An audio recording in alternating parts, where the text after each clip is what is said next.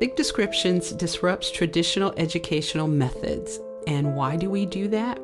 Because we want to help humans thrive where they are, building better communities. One way that we do that is the Elephant in the Room Unboxed, where we give our audience members the tools and the resources to have those uncomfortable conversations and do it in a humane and anthropological way. We're doing this in partnership with Respect Diversity, another organization that is committed to doing the work with us. Each episode will have a different host and a different guest talking about uncomfortable conversations or uncomfortable topics and giving you the resources of how to navigate them. Let's get uncomfortable. Well, hello everyone. This is Suzette Chang. I am with Thick Descriptions, an organization that disrupts traditional educational methods, and we do it with anthropology. And welcome to another Elephant in the Room Unboxed. So wonderful and happy to have a very cool human with me today. Toon, please introduce yourself and tell all of our listeners about you.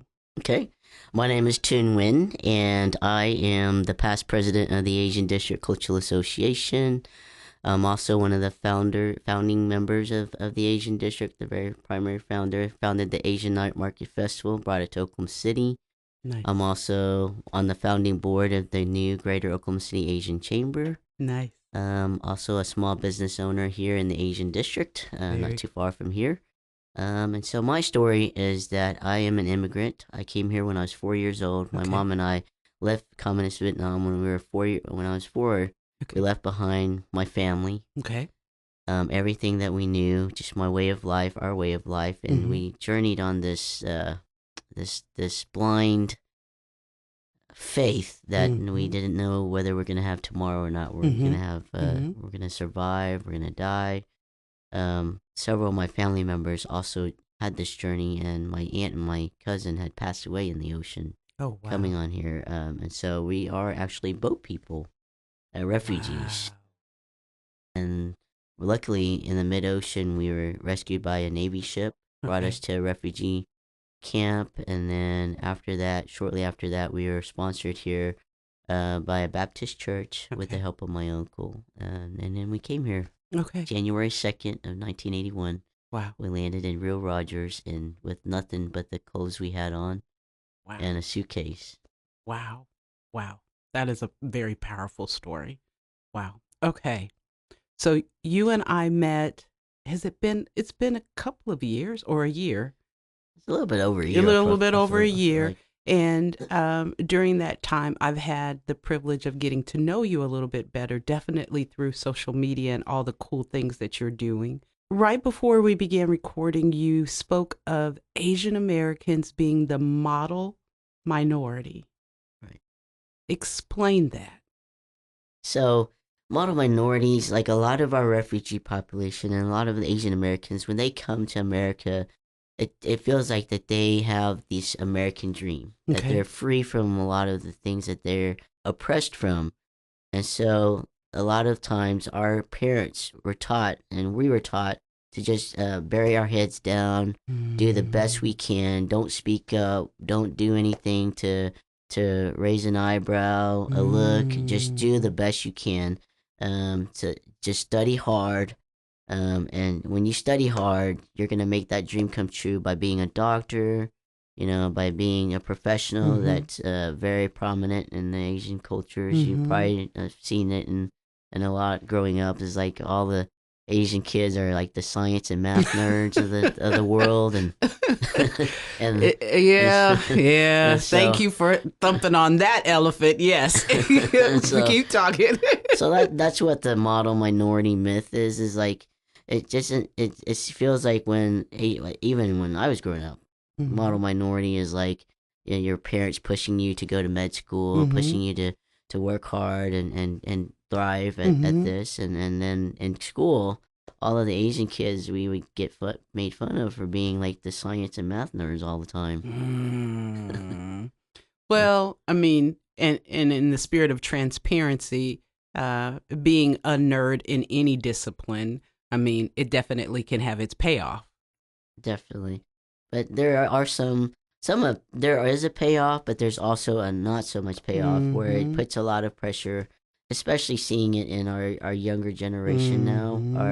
our American born generation of Asian Americans, first Mm-hmm. generation Asian Americans. They're seeing a lot more pressure put onto them to do Mm-hmm. well, to thrive well, and so that puts Mm-hmm. into a mental health Mm. um, Good thing point. with Asian American kids nowadays. Very good point. Very good point. So, as you were speaking about being the model minority, um, and wanted to know, did you know that Oklahoma was ranked as the most polite state in the country? Yes, yes, most Yeah. friendly. And so, Didn't know it, but y- I feel it all the y- time. and so, with that politeness, how do you think that um, rubs against or supports being a member of the model minority? I feel that even though Oklahoma as a whole is friendly, Mm-hmm. there are a lot of opportunities. If we don't speak up, like in our Mm-hmm. Asian American communities, we miss Mm-hmm. out on. And Mm-hmm. then there's cultural barriers and language barriers that many Mm. times, um, like like I myself is a small business owner, Mhm. and so there are many times that there may be good opportunities, especially for after COVID, Mhm. a lot of funding mechanisms that our Mhm. Asian community is not even aware of, or Mhm. that they're not being educated of. And so those are the Mhm. things that I think that even though we are a friendly state, Mhm. I feel like um, equitable opportunities should be Mhm. on the rise.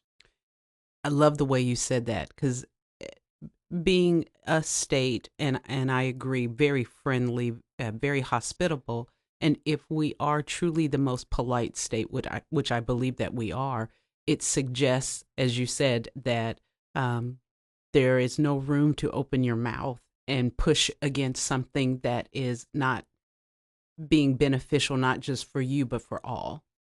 Exactly. Um, Very well said. Wow. Um, your mom, she is still with us. She is. She is. Okay. What does she think about the Oklahoma she came to and the Oklahoma now, or in the not just Oklahoma, the United States? Um, she came here, and so when we first came here, my mom worked 3 jobs to support me and to save every single penny we had to actually reunite our families. Wow. My mom is a very strong, faithful. She believed like my dad was her very first love in her Oh. life. And she was very transparent about that. And so she was still young when she came here. She's in her 30s, and so she had Mm. so many opportunities, to start over with a different family and things, Mm-hmm. but she didn't. She kept to her love and her truth and her Wow. faith, and that just speaks volumes to the woman she is and the Mm-hmm. characteristics that she bestowed Mm-hmm. upon me.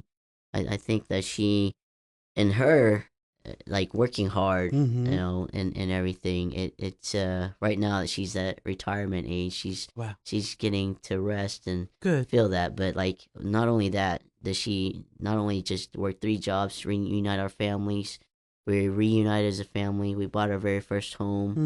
Mm. And then in May 3rd, 1999, we lost our home. My dad and Mm. I were in the tornado. Oh, wow. So then after that, all of our family decided to build a dream home in South Oklahoma City and call that home. Wow. And then those trials and tribulations didn't end. Like a year later, my dad passed away of lung cancer. Mm. Throughout the whole thing, she took care of him day one, picked out Wow. from grain to grain of each rice that she would cook for him. Oh my gosh. And then up to this day, after he passed away, she went back because all of us kids got a great opportunity for education. Uh-huh. Now that we did, it was her turn because like she felt that she didn't get a Mm. chance and opportunity to Right. go to school. Right, right. She up to COVID, she was going to OCCC and taking a Okay. class, and she Okay. was probably the oldest Asian woman on Mm, campus at nice. Oklahoma City Community College. Very cool. Very cool. Is there talk of her going back? She wants to go back, but because of COVID, there's Yeah, so many online I courses get that it. she couldn't. And then now it's like her memory is a little bit going a little bit down. But I Understood. mean, she would love to still. She always said that going to school is what kept her memory alive and kept her like not Mm. like forgetful. And Right. So she Right, really, right. and then she probably be, and a lot of kids probably see her on campus. Like she would be like this Asian woman that carries this suitcase Uh-huh. backpack, but then she Uh-huh. would open her suitcase and then she would bring a Vietnamese American dictionary. Nowadays you Nice. have the computer and you have Yes. She's old those school. she brings I it, love it. she packs She's it with old her. school. I Yeah, love it. She yeah. reminds me a lot of my mom. My mom will be 87 this year, and she has decided she is going to get her college degree through the library. She checks out as many books as she can. Yeah. Wow, Yeah. impressive. Yeah. So Yeah.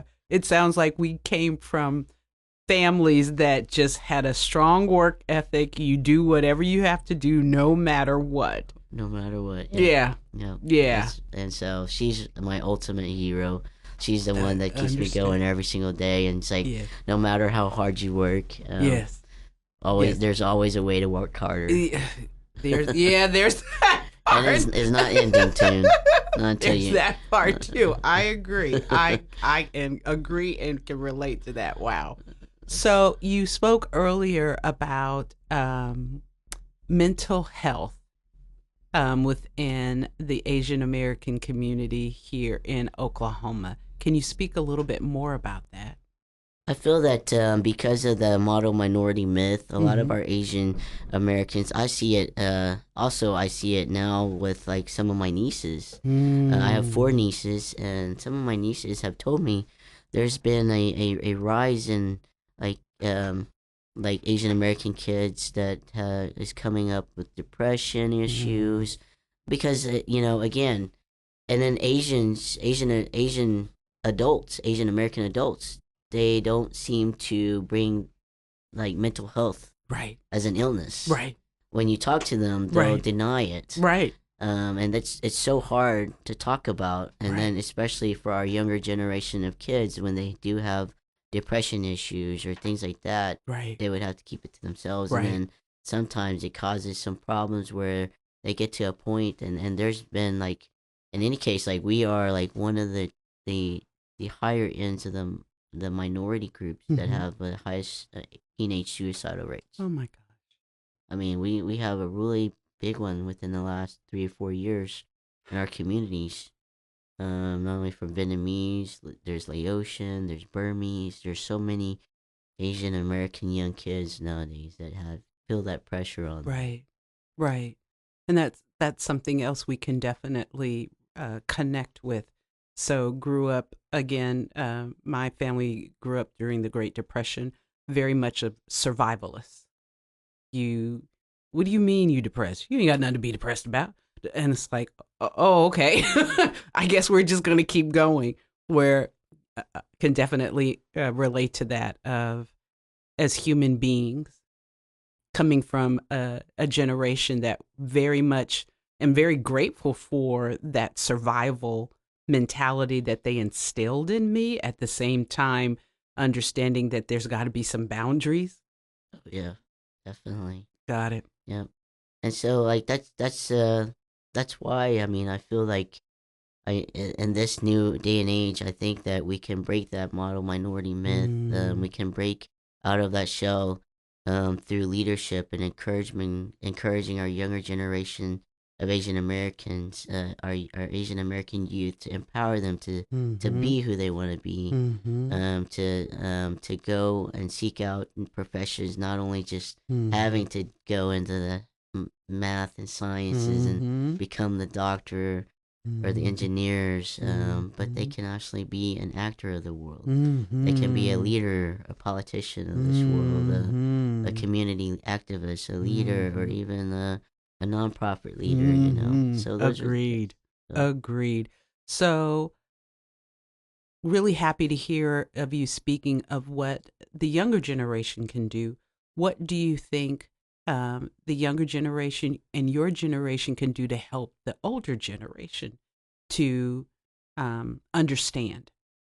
so for my generation, I'm called the probably the one and a half generation Hmm. because we don't fully like my generation. We don't fully fit with our our cultures when we left behind. Mm-hmm. So when we go back to our countries, Mm-hmm. we actually don't fit in there. Mm-hmm. We don't belong there because we don't Mm-hmm. even speak the language as we Mm-hmm. normally can. Culturally, we Mm-hmm. can't really identify with them. But then Mm-hmm. here, we also need to find our fit and our mold. And Mm-hmm. so, but however, we are the aging population in like in our 30s, our 40s, and our Mm-hmm. approaching our 50s. Mm-hmm. But we are the bridging gap community, whereas our older generation, our parents and our Mm-hmm. grandparents who came here, they're aging and they're actually passing the torch on to us, but there's still a generational gap where understanding is and communication. And so I feel Mm-hmm. like our generation is the bridge builder generation that can bridge the linkage from our elderly generation to our younger Mm-hmm. generation. Mm-hmm. Because many times, um, our generation growing up, we're very respectful. We're very, Yes. and then our parents are very prideful of, Yes. disciplining us Yes. and molding us to a good Say that human, again, Toon. disciplining us and molding us to the human that we have to be. But then our younger generation, because our 1.5 generation, we're growing up and we feel like we want to give our children what we didn't have growing up. Right. And so we tend to kind of be more lenient to them, Right. and then we give them everything in the world. And so Right. sometimes I feel that kind of causes them to have this mentality that I Mhm. deserve it Right. instead of I understand. Right. I got to work for it. Yeah. Right. So Right. that's some of the things that I feel that we can learn from each other and Most bridge that gap. definitely. Most definitely. Wow. Having this conversation with you is a reminder of how much you and I are humans, definitely different experiences, and some experiences are very similar. Very Very, very similar. So, right before we started the podcast, you also mentioned about a higher ed situation. You want to talk a little bit about that? Yeah, recently I feel like it's been in the news that I think it was Harvard and Mm-hmm. some other Ivy League universities are not accepting as many Asian American students Mm. as opposed to other minorities, and that come into like one of the couple articles Okay. that came to light, and I feel like even though the model minority Asian Mm-hmm. thing has been in a play, I feel like it's a, a suppression kind of deal. Like Mm. it shouldn't be on like whether it should be on merit and merit basis Mm. and such that people get considered. It shouldn't be the matter of Asians or Hispanics Mm-hmm. or or Mm-hmm. white. It should be on the Mm-hmm. merit of your academics to Mm-hmm. lead you into to a space like that. And so I just feel that that's something that we need to address, and we as a country and as a community. Mm. I feel like sometimes we are all in the mentality of setting quotas to meet Mm-hmm. certain Mm-hmm. things, Box checking. box checking to make sure Yeah. that we are diverse and such Yeah. like that. But I feel like to make it more diverse and equal, it shouldn't be based on the color of your skin, but Right. on the merit of your academics and your basis of how well you do and achieve accomplish. Well, considering the historical and I hear you and agree, um, and considering the historical systemic issues that this country has, um, do you think there's a way that we can do both? Because if you look at it from just education from a systemic perspective, there have been many underestimated communities that have not been allowed to come in. That's right. And so I hear you that, yeah, the color of your skin should not be the reason that you get into any college for that matter. Right. How can we create systems, in this case, an education system, where we are mindful of our past, doing our best not to repeat it, and there, you're smart. You can do this. Right. Right. I mean, how do you think we can do that? I feel that if we can encourage our younger generations also that academics is important, the Mm-hmm. importance of academics. Mm-hmm. But yes, you're right. There are places that that you feel that like equality, when you talk Mm-hmm. about equality and equitability, that's a whole like really Mm-hmm. conversation that not Mm-hmm. many have been able to talk about, Mm-hmm. like really come out and talk about that. Mm-hmm. But I feel like a lot of times when when systems are in place, Yeah. right, there's ways to break through that, but Right. it's gonna take a lot more time and a lot Yeah, more there's that understanding. part. And then there's gonna, yes, and I do agree with you on, like, yeah, there are uh multiple times in our history that there's different populations that didn't get the equivalent Mm-hmm. opportunities. But how we can do that is to actually give them the opportunities. Mm-hmm. And giving the opportunities doesn't take away from the merits, though, Right. to entering into something. Right. But giving the opportunities, like encouraging more educational excellence in these Mm-hmm. communities, and coming in and Mm-hmm. enriching and empowering those communities with Mm-hmm. excellence, I think. Mm-hmm. Well said. Well said. And I think that also ties into what you said earlier of leadership, Yep. of creating and supporting and educating leaders to create and experiences. Yep. Um, the or is just not working. Yeah. Yeah. It's not working on a consistent basis. Exactly. Wow. Wow. Wow. So tell me what else is going on in your world outside of being an advocate for the Asian American community here in Oklahoma. Oklahoma or Oklahoma City? Oklahoma City. Oklahoma Okay. City. Okay. Yep. Okay. What else is going on in your world? So I am actually running for city council, Okay. Oklahoma City City Council, Ward 5, and currently I am going into a runoff. So April Congrats. 4th. Congrats. Thank you so Congrats. much. Tell me, because I now this I do not know. Tell me about the history of Asian Americans in Oklahoma being in city council, in the Oklahoma City Council.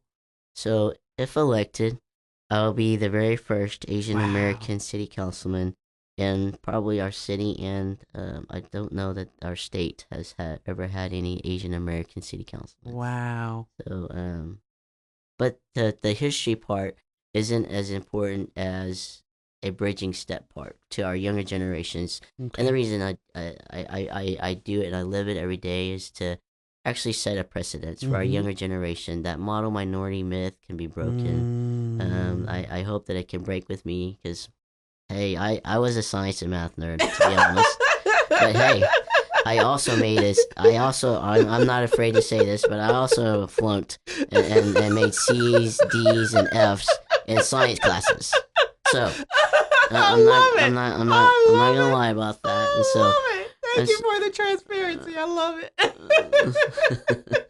so I want to encourage our younger generation to think, hey, they can be business leaders, they can Right. be entrepreneurs, Right. they can be filmmakers, they can go Right. into trade. Right. They can do anything that they can, and especially in leadership, it's Mm-hmm. going to set a precedence and a mold for our younger generation of Asian Mm-hmm. Americans to say, hey, we can step into these leadership roles because this Mm-hmm. is our community, and a way to Mm-hmm. give back is by serving. Mm-hmm. I love the way you acknowledge the history and I think I'm understanding you correctly, understanding that it's the history. We know about it. There's nothing we can do to change it. It's Yeah, done. it's done. It's done. And moving forward, Moving forward. this is the plan. Yep. Love it. Absolutely love it. And so and it also suggests to me, and I'm choosing to believe that you will be in that position, that the next generation can have not only an advocate, a mentor. Um, representation matters. Representation matters, and that's another key issue, is like having and establishing more mentors to come alongside Mm-hmm. to bring up like our younger generation Mm-hmm. of youth to be able to to see, and then that brings up excellence, I feel, because sometimes like when we are suppressed so much, we don't think about the excellence that we have inside of us. We're just too worried about trying to fit the mold, or Right. being, Right. the thing that we need to do. Right. And so that's just Right. gonna set a different. Agreed. Agreed. And wanted to piggyback on that for a moment. So I am grateful that this year I should turn 55 years old. And thinking back of when I was in my 20s and 30s, and um, having moments of depression and, every emotion that any human being can have, and thinking that literally the world would end at that moment because of whatever was going on in my life. And as I step back and reflect upon that, obviously that was a time where there wasn't social media. It wasn't all these things that were pulling at my attention. It was just me being in my own head. How do you see yourself helping the next generation to understand, um, just to hold on? And not suggesting that mental health is not an issue. I'm not suggesting that at all. But as a leader, and I won't just say in the Asian American community, as a leader, period. Right. How do you see? So, accepting it, accepting that depression exists, and that everyone has it. I have it at one point or another, but the thing is to overcome it, and how to overcome it. Seek help, and talk to people. Get help when you need it, and don't let it get too far from you. That's the key and the important thing is, and when you feel that way. And there's for me sometimes, like, I don't know how religious or faith, but I believe in God, and so I talk to God in my deepest and darkest times sometimes, and it sometimes it's helped me a lot of times. But there are chances and times where you feel really dark and alone, but just to be overcome that is just having to just continually know, like, there's beyond that. And thank you for bringing that part up. So I am a firm believer in a higher being. Was raised in a specific religion, and that book, to me, provides a lot of powerful, wonderful information, but it doesn't teach how, i.e., how do you forgive? Right. And so to me, that's where my therapist and me are really good friends. Yeah. So yeah, and often say to the creator, "Okay, you made me this way. I need a little help, okay? Yeah. Because the way I'm doing this is not working out." So yeah, I get it. And the first and primary thing is bringing that to light and accepting that depression exists. Mental health is it exists, and it exists in all different uh, communities, not only just the Hispanic community, the African American community, the white community. It exists in every community, and then we got to bring the light to that. And to me, that's been one of the silver linings about the pandemic. It helped us understand, one, that particular disease did not discriminate, one, Yeah. and two, the emotions that came with it came. I mean, I still think people are still reeling as we are. I choose to believe we're coming off of it, question mark. Not a medical professional, but yeah, that is my belief and my hope. So we've got maybe about 2 minutes. Is there anything else you want to share before we wrap this up? Well, I just wanted to encourage everyone on this podcast listening that, even though there is some elephants in your room that we talked about, I hope that there may be mammoths that you're just seeing, like, someone's life story and things. It really motivates me. Like, my mom, for me, motivates me every day. And so having that person being in your life is gonna be really tremendous. And so I just encourage everyone to be that. Thank you. Thank you so much for saying that. And for everyone that's listening, it is my hope and my desire with this and all of our podcasts that you have a better and a more nuanced understanding of what it means to be a human being. Obviously, we have a lot of things that are very similar, as Toon and I have talked about, and there are some differences. And I invite you each day to figure out, how are you going to approach your day? Are you going to approach your day as a human being? Are you going to approach your day as something else? Because you do have that choice. Each day I choose to have an emotion. And so when people ask me, how are you today? I say, I'm content, or I'm irritated, or I'm annoyed, or I'm, whatever, because I'm a human being. At the same time, as Toon and I have spoken, I have African American experiences. He has Asian American experiences. Some of them overlap and some of them are very different. So thank you, Toon. Thank you so much for having me on here today. All right. Yep. Truly appreciate your time. Same. Yep. Same. And good luck. Thank you.